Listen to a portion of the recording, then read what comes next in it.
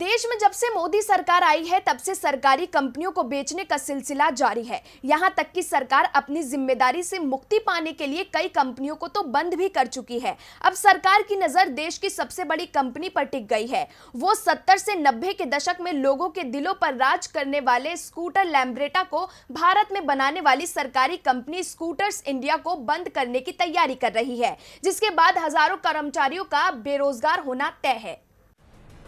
देश की अर्थव्यवस्था इस वक्त बिगड़ी हुई है। ज्यादातर कंपनियों का हाल बेहाल हुआ है। सरकारी से लेकर प्राइवेट तक सब डूब की कगार पर हैं। अब सरकारी कंपनी स्कूटर्स इंडिया का भी यही हाल है। इस मुश्किल घड़ी में कंपनी को संभालने की जिम्मेदारी तो सरकार की है, लेकिन वो तो कंपनी को ही बंद करने की तैयारी कर रही है।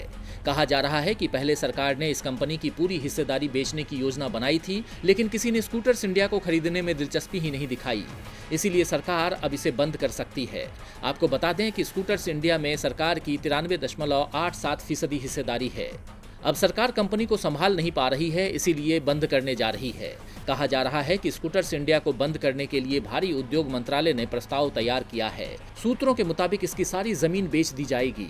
इसकी जमीन उत्तर प्रदेश सरकार को वापस कर दी जाएगी। मशीन और प्लांट भी बेच दिए जाएंगे। सूत्रों ने बताया है कि स्कूटर्स इंडिया के ब्रांड को अलग से बेचा जाएगा। इसका पूरा खाका तैयार किया गया है।